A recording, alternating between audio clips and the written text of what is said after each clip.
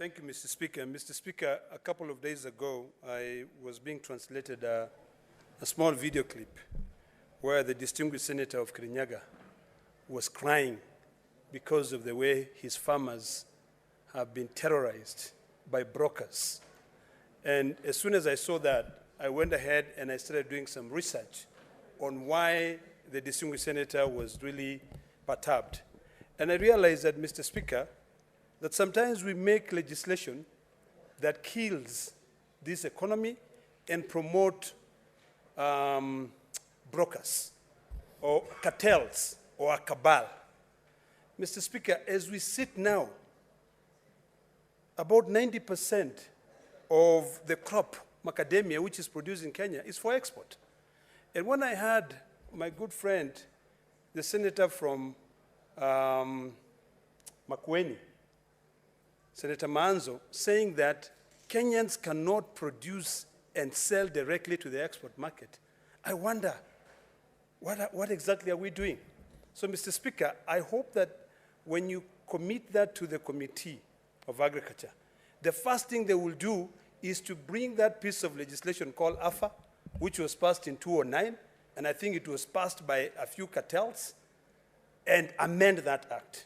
Currently, Mr. Speaker, Kenya is the second largest producer of macadamia and the third largest producer in the world. In Africa is the second and the third in the world. There's no reason as to why people in Kirinyaga should not be dancing all the way to the bank with billions of shillings. The prices that they are being given, Mr. Speaker, currently the world price is between 90 shillings and 120 shillings a kilo. My colleague here was lamenting that the farmers are being given up to 20 shillings a kilo. So I think some of these things are the ones that are killing this economy. So, Mr. Speaker, I would like the committee to explore and carry out a serious survey of how many farmers in all the 47 counties, and particularly the counties in the central region that are growing the macadamia, are actually growing this macadamia. We are talking about increasing value addition. I know my colleague was lamenting because one company in Naivasha, which sells macadamia, sells a small packet for about maybe 1,000 shillings. But I think we need to find a way that even the Ministry of Agriculture can be able to bring these farmers together. The current Cabinet Secretary of Agriculture is a former colleague. He can bring these farmers together and ensure that, number one, those farmers are allowed to export the nuts directly to other countries.